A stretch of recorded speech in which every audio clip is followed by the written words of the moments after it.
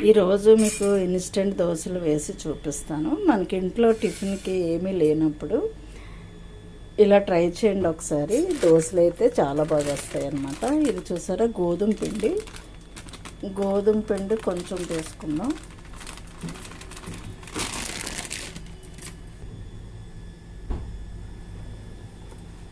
గోధుమ పిండి 1 కప్పు తీసుకున్నాను.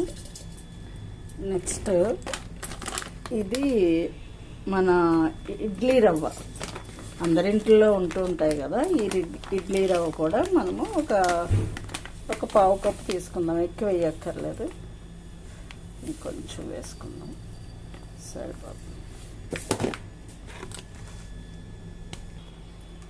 నెక్స్ట్ కొంచెం సాల్ట్, మనకి పిండికి సరిపోయినంత సాల్ట్ వేసుకుందాం.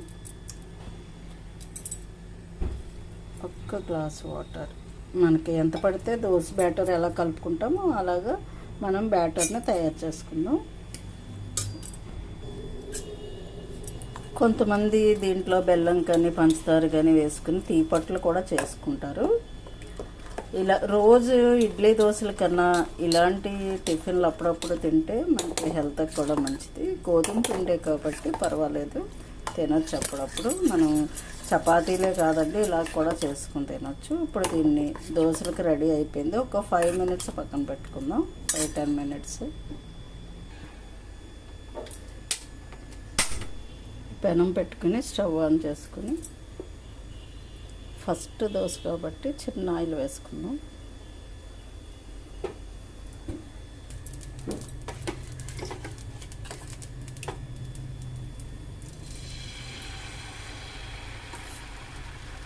ఇలా చక్కగా దోశ వేసేసుకున్నాం.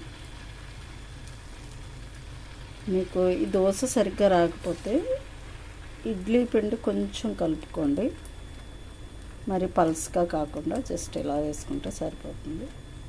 బాగా కాలనివ్వాలి. దీంట్లో కావాల్సిన వాళ్ళు ఉల్లిపాయలు పచ్చిమిరపకాయలు కూడా వేసుకోవచ్చు. ఈ ఫస్ట్ దోశ కదా, అందుకని అలా వచ్చింది. సెకండ్ దోశ బాగా వస్తుంది, చూపిస్తాను. సేమ్ చపాతీలాగా టేస్ట్ ఉంటుంది. మనకి దోశ సరిగ్గా రాకపోతే కొంచెం ఇడ్లీ పిండి వేసుకోండి, ఇలా వస్తుంది అన్నమాట. చక్కగా కాల్చుకుని ఇప్పుడు తీసేసుకుందాం.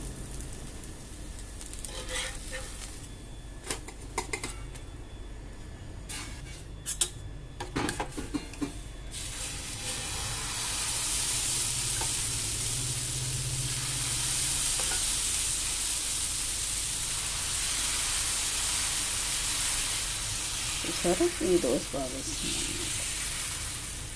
చాలు. ఇప్పుడు రెండవ వైపు చూసారా, కొంచెం నానితే దోశ బాగా వస్తుంది అన్నమాట. చక్కగా వచ్చింది. బాగా కాల్చుకుంటే కొంచెం క్రిస్పీగా ఉంటుంది అన్నమాట దోశ.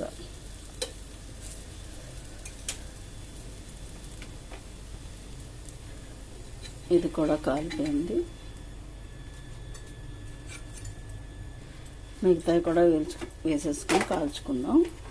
చూడండి, ఉల్లిపాయలు కట్ చేసుకొని పెట్టుకోవాలి, లేకపోతే దీంట్లో అయినా వేసుకోవచ్చు. దీంట్లో నేను చట్నీ అయితే ఏం చేయలేదు. దీంట్లో ఆవకాయ పచ్చడి బాగుంటుంది. కొంచెం ఆవకాయ పచ్చడి వేసుకుని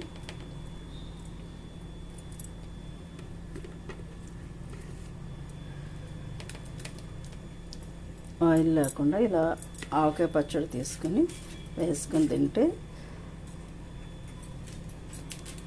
దోశలు చాలా టేస్ట్గా ఉంటాయి. చూసారు కదా, మనం గోధుమ పిండితో దోశలు, పిండిలు ఇంట్లో ఏమీ లేనప్పుడు మనకి గోధుమ పిండి అందరింట్లో ఉంటుంది కదా, చక్కగా ఇలా చేసుకుని తింటే మనకి టిఫిన్కి సరిపోతుంది అన్నమాట. ఆ రోజు టిఫిన్కి ఈజీగా అయిపోతుంది, చట్నీ కూడా ఉండదు కదా. ఇగో తిని ఒక ఉల్లిపాయ ముక్క తింటే